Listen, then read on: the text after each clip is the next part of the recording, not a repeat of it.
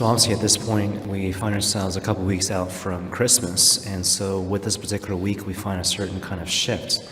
So up to this point, the focal point has been on the second coming of Christ, so the end times, final judgment, that sort of thing. But now, again, there's a shift. Now we're called to focus on the first coming, so the birth of Christ in the manger in the little town of Bethlehem. And in particular, on this particular weekend, when it comes to the third Sunday of Advent, we're called to reflect on the theme of joy. And so obviously it kind of begs the question of what we're called to do like right now in the middle of Advent. I want to focus on this really famous passage by St. Paul. Letter to Philippians chapter 4, St. Paul says, "Don't worry, but instead make all your needs known to the Lord by prayer and supplication, and then the peace of Christ, which is beyond all understanding, will guard your hearts and your minds."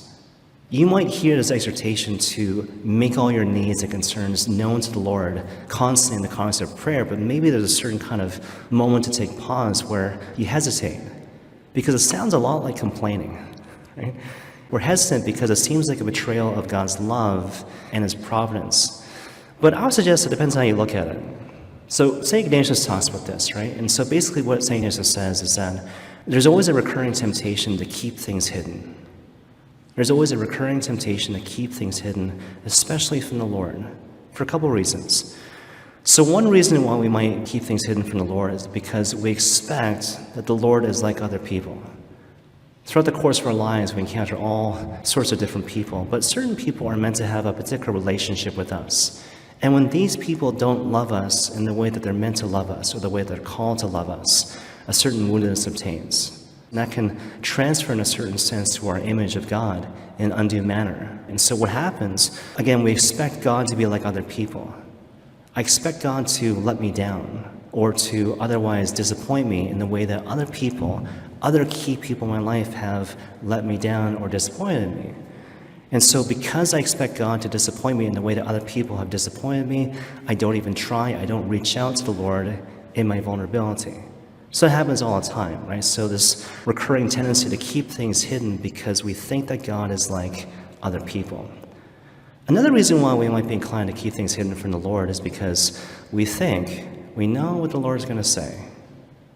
So if I pray to the Lord in my vulnerability, in my need, I feel like the Lord is going to say either like nothing or some variation of like, suck it up. Suck it up, offer your sufferings to the Lord, and this conversation should be over like yesterday, right? So what do you do with that? I would suggest as a starting point, you need to kind of bring these things to the Lord as a matter of discernment, right? So I'm going through this thing, Lord, this moment of difficulty. What am I supposed to do with this moment? To be honest, a lot of times you're called to let it go. Not because the Lord doesn't care, but because He doesn't want you to be paralyzed by fear or paralyzed by difficulty. Brett Powell talks about this, right? So he says basically, it's kind of like when you throw a stone into a pool, right? And so basically, when you throw a rock into a pool, the resulting ripples are meant to be proportionate to the size of the rock and the force used to throw that rock into that same pond. So proportionality, right? So if something really is not a big deal, you got to live your life. You don't want to be paralyzed by the crosses in your life. There are many times in contrast where you examine your life, you examine your heart, and you realize, no, the Lord actually wants me to draw my attention to this particular area of my life, this wounded part of my heart. Not for no reason, but for healing. But healing properly understood. Dr. Bob Schutz talks about this, right? So he says a lot of times we think about healing in terms of like the removal of pain. So Lord, one day hopefully you will heal me in the sense of removing my pain. But Dr. Bob says there's a different way to look at healing. So in the context of the gospel, basically healing is kind of a complicated thing, but hopefully you grasp this. Healing in the gospel is not so much the removal of pain, but the encounter with God's truth. So it's an ongoing process where I encounter the truth of God's love, which leads to communion and wholeness. Suffering without love is bad. Suffering without love is evil and wicked and bad, but because of what Christ has done for us on the cross, suffering is transformed forever, and so it has this enormous salvific value for us and by extension for the world. The way to think of it, Sister Miriam James Highland, she said, hurt people hurt people. So you think about how we're wounded, a lot of times that spills out into our dealings and relations with other people, right? So a lot of times we're hurt and we manifest that hurt in terms of how we relate, again, to other people. At the same time, Sister Miriam also says, healed people also heal people. So when I pray into it, Lord, what do you want me to do with this moment of suffering? And I discern properly, he wants me to work through this thing with him. What happens, I encounter the truth of God's love. And through that, I get closer to him, communion, and I become more like Christ, wholeness and integrity. And what happens, I become a more effective conduit of God's grace. Heal people, heal people. I want to end now with this final example. This is an example that came up in the Conduits of Theology on Tap.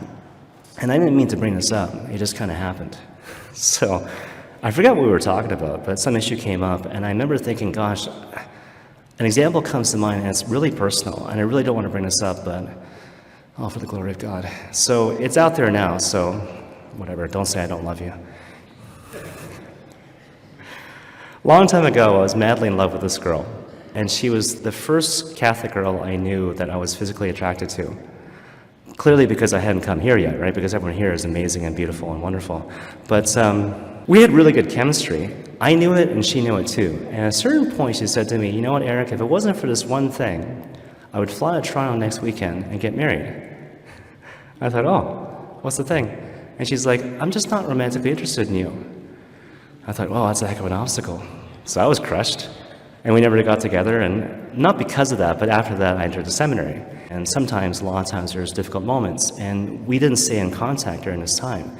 But a lot of times, whenever these difficult moments arise, I would think about this past moment of shame and rejection, and a lot of times, this thought process would play out in the back of my mind. The only reason why you're here is because you were rejected by the person that you wanted to have love you. That's the only reason why you're here. And then one day, a couple years into seminary, she gave me a call. And we're talking about a whole bunch of different things. And at a certain point, she kind of said, you know what? I don't believe in God anymore.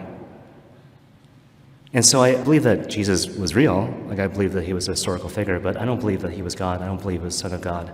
I don't go to Mass, and basically I've lost all my faith. And it's a funny thing. At that moment, I completely lost my attraction to her. Before, I was totally enamored with the idea of this girl. And the moment she said, I don't believe in God, I was like, nothing. Search your heart like nothing. And I remember talking to my spiritual director about it. It was really momentous. And so he said, don't you realize that it's March 25th? It's the Feast of the Annunciation. Like, this is the day where the angel Gabriel appears to the Blessed Virgin and invites her to be the Mother of God. And she proclaims to her, and by extension to the world, freedom and salvation. And I was kind of annoyed by this, but he always knew I was laboring with this thing. For some reason, we never actually talked about it, maybe because he didn't think I was ready. He knew that for years I was laboring under like shame and this sense of like false rejection and whatever, and feeling like a loser. And basically, he was saying like, look, the Lord has decided in his providence and his love for you, no more. I will not let you labor under this lie anymore. And I realized, gosh, I was never in love with this girl. I was always in love with Jesus Christ. And that's the truth. And that always was the truth. I just didn't see it. And once I received that particular grace, I was able to receive my vocation with freedom and integrity. The reason I bring up that example for you, I was never going to bring that up with the Lord because I thought I knew what he was going to say. I thought he was going to say some variation of like, suck it up. Offer up your sufferings to the Lord and be generous and whatever, right? But looking back, the Lord would never have said that because the Lord is not like that, and I just didn't know that at the time. Precious in the eyes of the Lord is the death of his faithful. A lot of times we fall into this This idea of the tyranny of the should, like I should not be bothered by this thing, therefore I should not, bring this up with Christ. But if it bothers us, it's important to him. He wants us to be free and happy and at peace. And when I break it down, basically I was afraid of the truth. But that's the thing about the truth. The truth might be unexpected, but this is the particular way in which God calls you to be free.